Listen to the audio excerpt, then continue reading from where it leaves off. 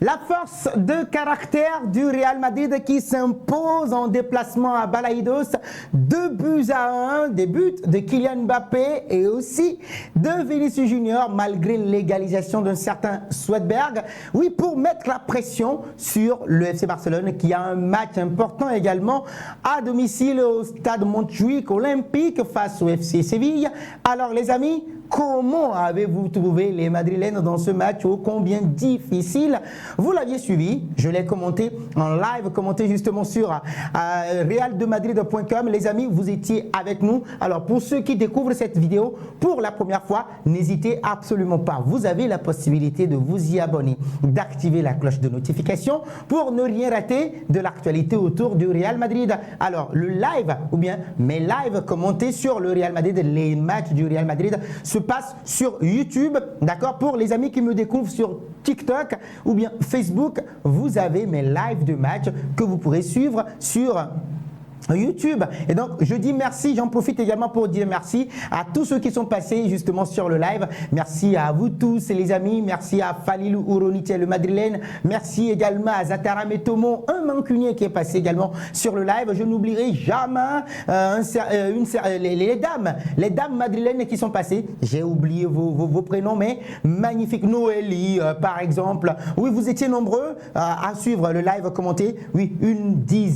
centaine de personnes, que dis-je, une centaine de personnes, des milliers de personnes. Merci beaucoup à vous et n'oubliez pas également d'en parler tout autour de vous pour que la famille s'agrandisse. Nous avons également une plateforme WhatsApp où nous passons toutes les actualités sur le Real Madrid. Il n'y a qu'à demander, il n'y a qu'à aller sur les www.realdemadrid.com, notre site internet d'information sportive qui est dédié au Real Madrid. Alors, les notes de cette rencontre entre le Celta Vigo et le Real Madrid à découvrir justement avec notre confrère Carino Satia qui nous dresse cette note-là. Mais déjà, retenez que cette victoire retentissante du Real Madrid et un certain Kylian Mbappé élu MVP of the match. Nous allons en parler. Bah oui, il fallait une force de caractère après l'égalisation de Swedberg. D'ailleurs, même il aurait pu ouvrir le score s'il n'y avait pas eu cette intervention du pied gauche d'un certain Thibaut Courtois pour le mettre en échec. Bah oui, le Real allait encaisser cette ouverture du score peu avant le premier quart d'heure. Heureusement qu'il y a toujours le mur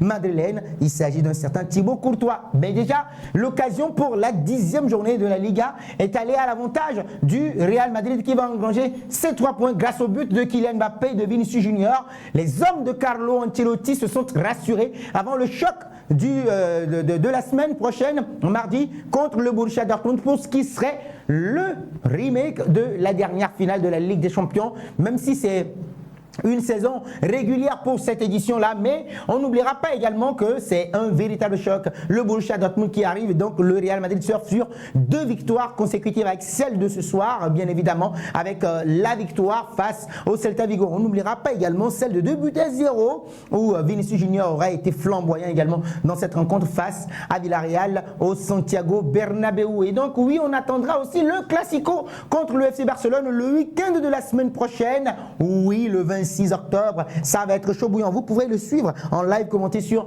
Real de Madrid sur YouTube, d'accord? Pour vous qui nous découvrez sur TikTok, prenez la direction de YouTube et donc vous vous abonnez. Comme ça, dès que je serai en live, vous recevrez la notification. Et n'oubliez pas, une fois que vous êtes sur le live, vous avez la possibilité de partager tout autour de vous sur vos différentes plateformes pour inviter d'autres amis à venir s'accoster sur le live, commenter. Et donc oui, après la victoire, la rédaction de Real de Madrid, notre rédaction, adresser les notes des Madrilènes. Et donc oui, on va commencer par Thibaut Courtois. Il a reçu une note de 7 sur 10. D'abord, on a compté ces carrés là. Pourquoi? Parce que pas tellement sollicité jusqu'à l'égalisation du score où il ne pouvait absolument rien faire. Ça c'est clair. Thibaut Courtois qui revient tout juste de blessure depuis le derby madrilène face à l'Atlético de Madrid n'a pas vraiment été inquiété par les attaquants du Celta Vigo. Donc la maladresse des locaux dans le dernier geste a permis au gardien belge de passer une soirée quasi tranquille. Et donc 7 sur 10 pour lui. Mais les amis, vous m'en direz un peu plus dans les commentaires. Si vous ajoutez aussi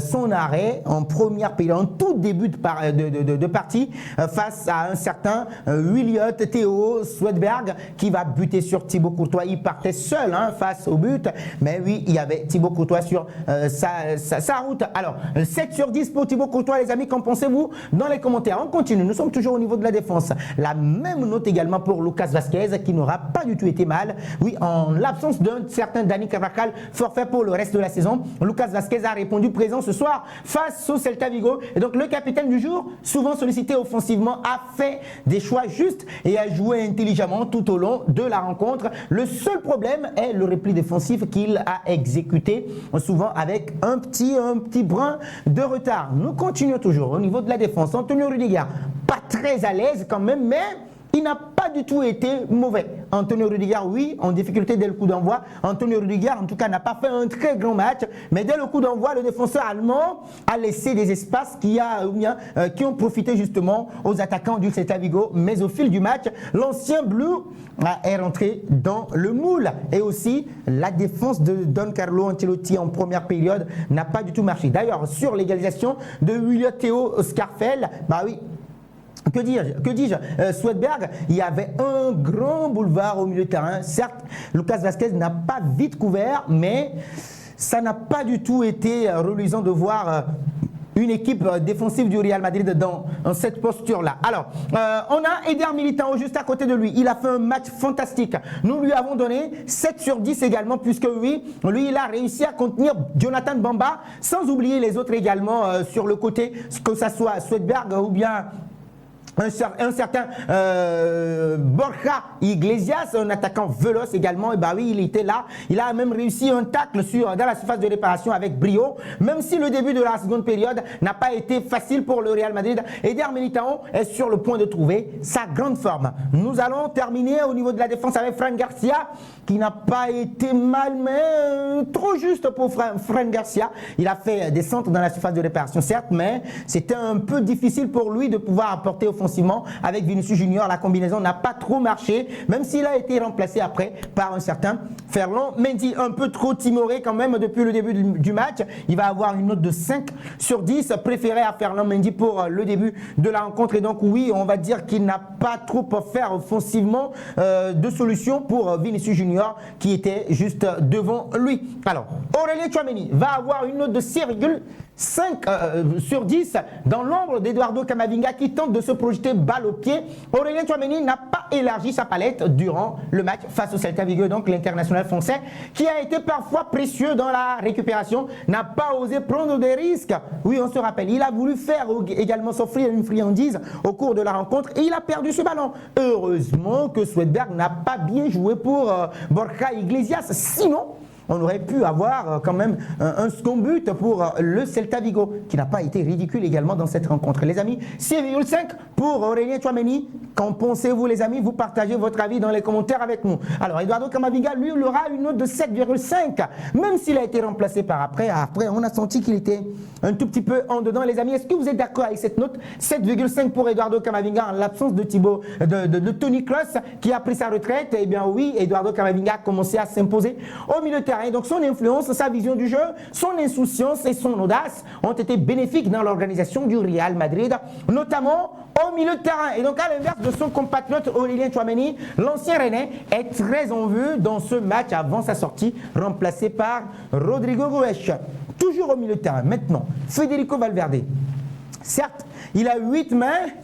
On lui donne 8, même s'il a été un tout petit peu décevant, mais on va rappeler toujours que c'est celui qui court le plus sur le terrain. Et il aurait été très bon avec les tacles qu'il a réussi tout au long de la rencontre avant d'être remplacé. Donc lui, il est toujours égal à sa réputation. Federico Valverde, qui a joué toutes les minutes lors de la trêve internationale avec l'Uruguay, n'a jamais cessé de courir au milieu de terrain. Et donc il a multiplié les efforts, a été précieux justement défensivement et offensivement avant sa sortie, remplacé par Luka Modric. Eh bien oui, justement, Luka Modric Modric, nous en reviendrons les amis. Alors Jude Bellingham 7,5, on l'a laissé, il avait l'opportunité de marquer aussi dans ce match, c'est vrai, il s'est un tout petit peu emballé avec Vinicius Junior qui ne lui a pas fait le centre, il était au second poteau pour couper, Vinicius Junior a préféré frapper, il était un tout petit peu furieux, mais en seconde période on a senti un Jude Bellingham beaucoup plus libéré, donc oui, toujours aussi présent au bon moment. Jude Bellingham a apporté la touche technique au milieu de terrain, influent dans le jeu. L'international anglais a montré qu'il avait faim,